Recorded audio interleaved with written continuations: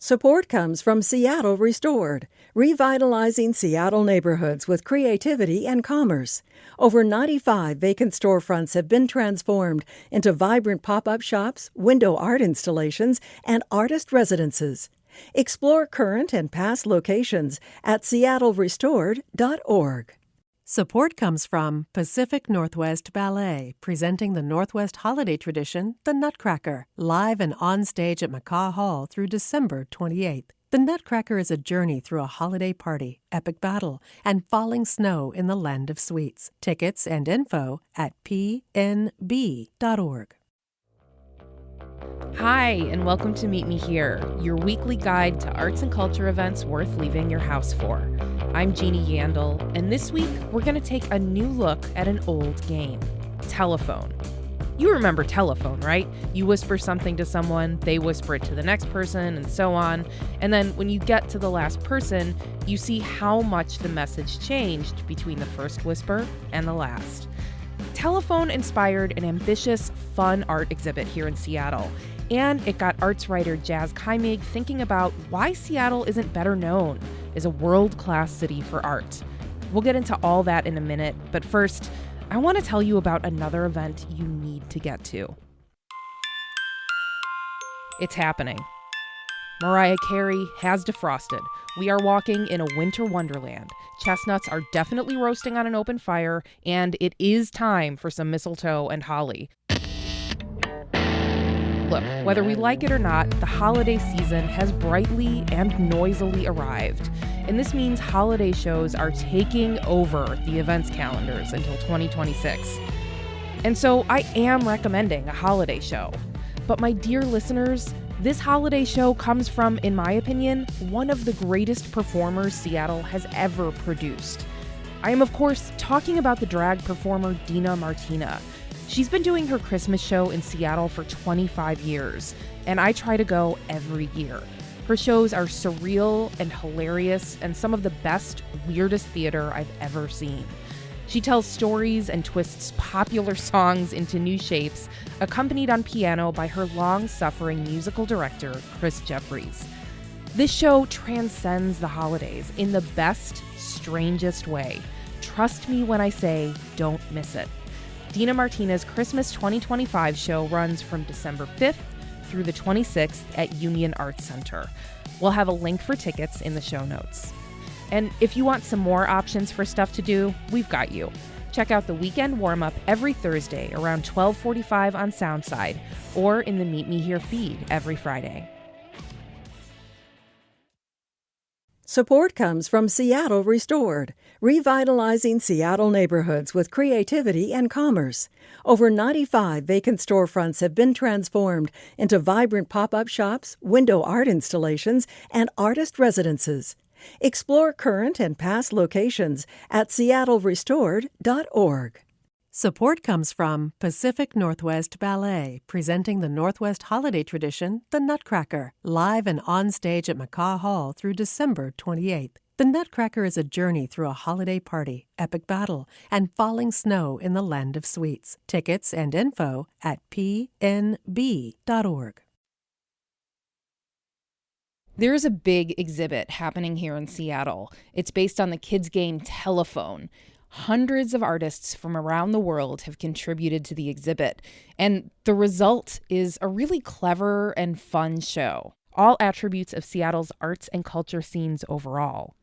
So if our city has such a special art scene, if it is fun and clever and innovative, if it's able to produce shows like Telephone, then why aren't we known as a world-class art city like New York or LA? This is a question arts writer Jazz Kaimig has been thinking about lately. Jazz is a 2025-2026 Black Embodiment Studio apprentice art critic at the Seattle Times, where they cover visual art, music, film, and performance. Hi, Jazz. Hey, how are you? Good, how are you? I'm doing good. So we're going to get into this exhibit and the childhood game that it's based on, but first, when you think about the best places in the world to see visual art, like what places come to mind for you? Yeah, I mean, I think the ones that you mentioned, like New York, LA, Chicago, Miami, London, Paris, Beijing, those kind of international big cities. I don't want you to make a whole ranking of cities around the world, but if you were to think about Seattle within the context of some of those other cities, where would you say that we rate, I guess, on the scale of visual arts? I mean, I think of like Seattle as not super far away from those cities, at least in terms of like spirit and gusto and like talent. But I just think that there's a lot of other factors like media coverage, like history, and kind of like world renown. People think of art, the art world. New York is really the first thing that comes to mind because of their long history of housing for artists, and so many huge artists that have like really cut their teeth and made their name there. And I think in a lot of ways, New York has really nurtured and supported artists in general in a way that Seattle, from my understanding, has historically not done as much. That's a really good point about history. I hadn't thought about that. I feel like we're just talking about what's happening currently, but I did love what you had to say about the gusto and the spirit and the talent here and the fact that there are a lot of cool things happening. So let's talk about one specific cool thing that's happening. When I got in touch with you to ask what you wanted to talk about for this episode, you were like, let's talk about the telephone exhibit that's showing at Basecamp Studios in Belltown. We're going to get into the exhibit, but I do feel like we should probably briefly explain the game of telephone for folks who might not be familiar with it. It is a game. It is a kind of one-to-one game that you play with several people. So Jazz, if you and I were playing telephone, I would tell you something like, I would say zebras have stripes. Sometimes the stripes are multicolored. And then you would tell that to somebody else. That person would tell it to the next person. And then when we get to the end of the line, we find out what the final person heard and compare it to what I told you in the beginning. And kind of the whole point is to revel in the fact that people change things. Yeah. Everybody likes to put their own spin on stuff, Yeah. No, I played telephone at like a garden party I went to this summer, and I had a friend who, like, we did one round and it came back totally faithful. So I had a couple of friends that actually purposely tried to mess up one element of the sentence to get it to be as ridiculous as possible by the end. Yes. But that's there's no, like, you could totally do that in telephone if you wanted to do. That's true. And it's a game that isn't just from America. I think it stretches across the world and back several centuries. So I think human cultures have always been very interested in how things shape and change, kind of along the chain of interaction. I also think humans have also been interested in putting their own spin on stuff when they can. Oh, like totally. Getting a hold of something and seeing how they can judge it in their own special way. Yeah. That's why I thought this show was so interesting, because I've always thought about telephone in relationship to gossip and like storytelling, like oral storytelling. Same. So I thought it was really interesting to try to translate that game into and the sentence itself and what's passed along into art. I thought that was a very unique challenge and interesting thought. Just to sort of level set here, Telephone the exhibit is pretty massive, right? It has taken over both locations of Basecamp Studios in Belltown. It also involves more than 1,300 different artworks from artists in more than 65 countries, I think. Yeah. So you alluded to this briefly, but how did this exhibit take its inspiration from the game Telephone? How is it like Telephone? It's like the game of Telephone, in which there's like one kind of origin point. There's like patient zero, and that actually happens to be Seattle artist and writer Amanda Montauk, who got a prompt from the Telephone team to create something about fire, and it had to be non-linguistic. And she made a video of like a fire, like a piece of paper being lit on fire inside of this like glass, and it's like the short, really experimental film. And it's like the kind of the first thing that you see when you enter Basecamp Studios 2 on 3rd. And from there, that video got sent to 4 other artists who then from different backgrounds. So there's like a poet, a sculptor, a media artist, whatever. And they all took that video and tried to reinterpret it, in their own distinct way. So I think one artist by the name of Claudia Maria Calderon, she made a sculpture made of ice because ice is the opposite of fire. And then one other artist named Maria Risberg painted a portrait or painted a scene of like two people holding hands and watching a bonfire. And so, those two things were then sent out to several other artists who then took that and then reinterpreted it in their own way. And it becomes this like kind of fractal family tree-like expansion just on this like one word fire, which was really cool to see.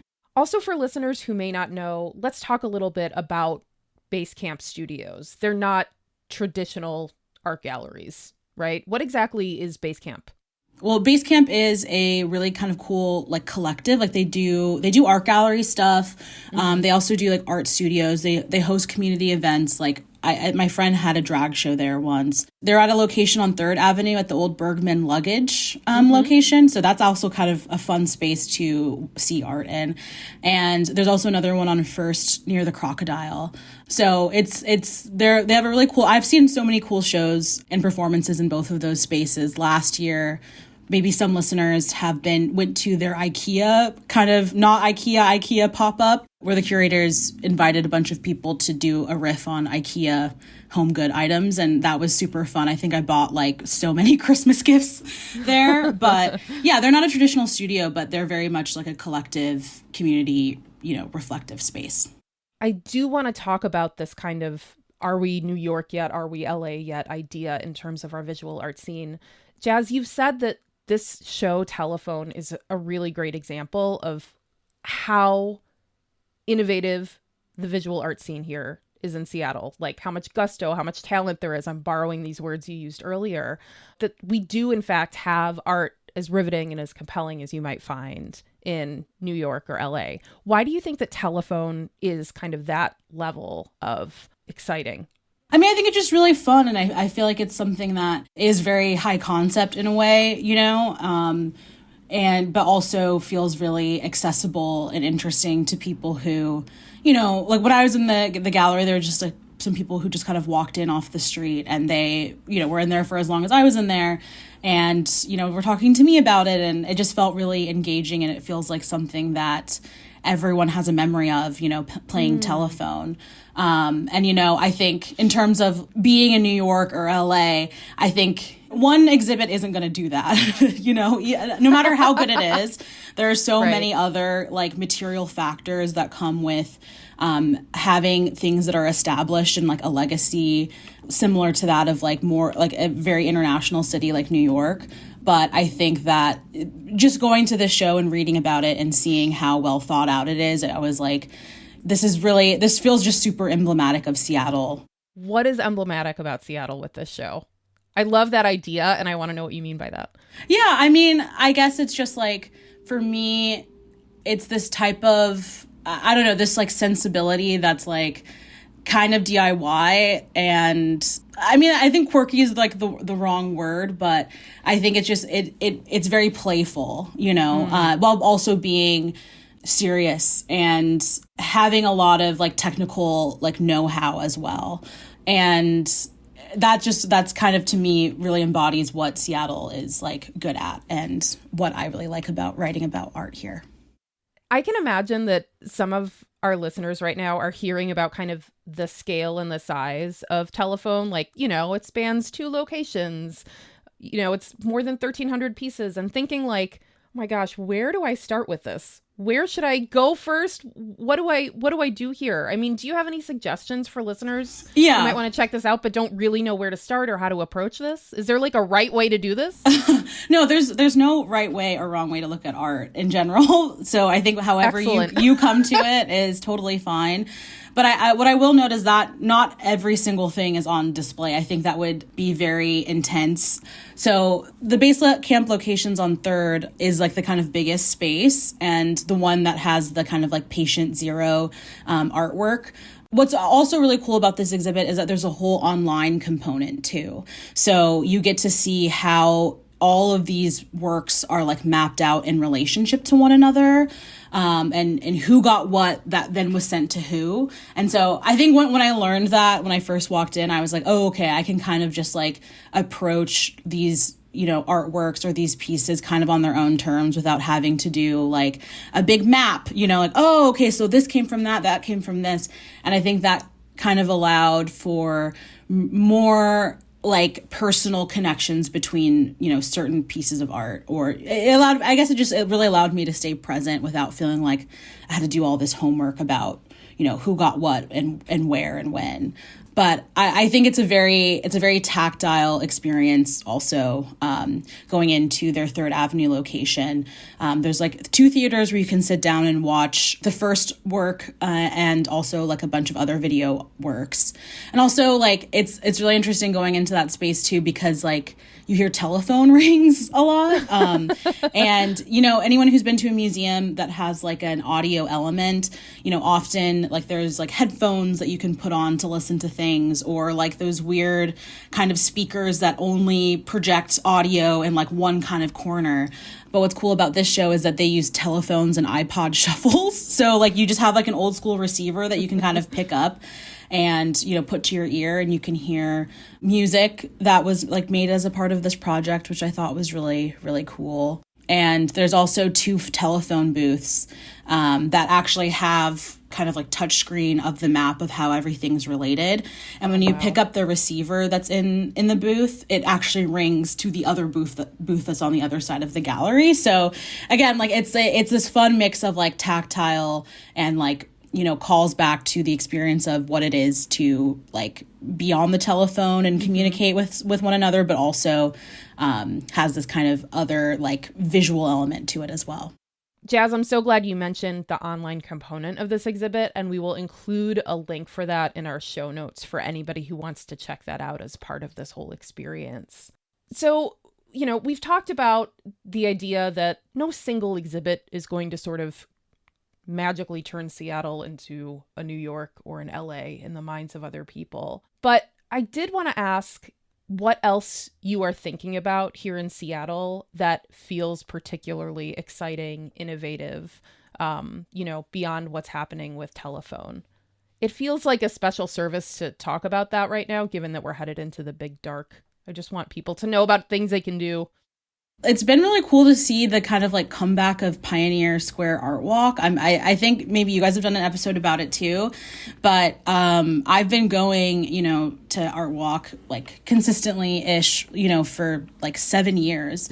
And I feel like this past year has been insane with how many young people I see, out and about, and in, these new galleries or like new kind of like hybrid, like vintage art spaces, like vintage clothing and art. And like there's like a live music component. There's a lot of like younger people going to like jazz jams in Pioneer Square. And I think that felt very unexpected for me to see. I would never have thought that, Pioneer Square would kind of be this locus of like really cool creative things that are going on with like Zoomers and younger people. But that kind of gave me hope in general of just like, that's really cool that there are kids that like want to go out and look at art, and maybe they can't buy it, but at least like they're seeing it and talking about it and like supporting their friends. And so that felt like, that has felt very cool for me to see. So as you're thinking about your experience with telephone, like picking up actual phones, messing with iPod shuffles. Yeah. I love that there are iPod shuffles involved with this. Me too. That's so funny. Did anything linger with you after seeing the show? Like any thoughts or feelings, beyond that notion of playing with the idea of talking to other people and connecting? I mean, one thing is that I really want a landline, like, so bad. I'm like, I want to be part of the people that bring back having a landline. You know, like, everyone talks about, like, bricking their phone or, like, you know, getting a dumb phone. But really, I think we just need to bring back landlines and be like, you cannot reach me on my cell phone after 5 p.m. You have to call the landline. But what a dream. I know. But another thing that I was really that had really stuck with me after seeing this show is just kind of like, I was thinking a lot about memes, weirdly, because I feel like memes are like, you know, little pieces of artwork that they start with one meaning, you know, or like it's like a still from a viral video and then, or like a movie or whatever. And then it gets just rocketed across the internet and people have their own personal spin on it and recreate meaning. And sometimes like where the meme ends is like not anywhere close to where it started. And so I felt like Telephone was like a really kind of fun, felt like a meme to me, or at least like kind of engaged with like the logic of how a meme is shared and spread and like given meaning. Oh, that's such an interesting idea. I'm now thinking about that meme of the straight couple walking. Yes. The boy turns and is like staring at a girl, and then his girlfriend is like giving him a dirty look. Yeah. That has been iterated on 8,000 bajillion times. No, totally. Yeah. And like, yeah, I feel like Telephone is like the step up from that, you know? And yes. It's language, and I feel like its logic and its sensibility feels like super similar. Because, like, for me, when I, like, ever looking at art and, like, just getting into, like, writing about it, I think it's really important to kind of also see the connections of, like, stuff that we encounter in our own life. And I feel like it makes art feel a lot more digestible. So if you feel, like, overwhelmed with this idea of, like, going into a gallery period, you know, like, just think about memes and about how often you send memes in your group chat or whatever. And I think it could be kind of a fun way to enter. I'm curious, what do you think memes tell us about ourselves? I think like memes are so like fractal and they're like endlessly expanding on terms of like what they can mean and like and how they relate to our own lives and how we can also communicate how we feel about certain things, you know? And I think what that tells me about how, you know, we communicate is that we're constantly riffing off of each other, you know? Like we're constantly taking in the things that are around us and kind of shipping them back out through our own like POV. And I think that also speaks to how old Telephone as a game is, you know, like it stretches across several different countries, cultures, back centuries. It's because I think humans have always really wanted to figure out a way of like communicating with one another in a container that feels really recognizable, right? Like everyone just kind of wants to be understood. So yeah, kind of that was my big brain moment walking away from the show. Jazz Kaimig is an arts writer based here in Seattle. They're the 2025-2026 Black Embodiment Studio Apprentice Art Critic at the Seattle Times, where they're writing about visual art, music, film, and performance. Jazz, this was so fun to talk to you. Thank you so much. Thank you. Thanks for listening to Meet Me Here. Meet Me Here is produced by KUOW, a proud member of the NPR network. It's hosted by Katie Campbell, Dyer Oxley, and me, Jeannie Yandel. And it's produced by Kyle Norris, Brandy Fullwood, and Matt Martin. You can find out more and support the show at kuow.org/meet. And if you're enjoying Meet Me Here, let us know. Rate and review the show wherever you listen. It really helps. If you have an arts and culture event you want to tell us about, email us at arts@kuow.org. That's arts@kuow.org. I'm Jeannie Yandel. See you soon. Hey, I'm Ton Vin, host of Seattle Eats, a food podcast from the Seattle Times and KUOW. Seattle fine dining spots are nixing their prefix menus and going casual. But change is a good thing for restaurants and customers. On the latest episode, I'll tell you about the high-end menus that are worth hitting. Listen to Seattle Eats on the KUOW app or wherever you get your podcasts.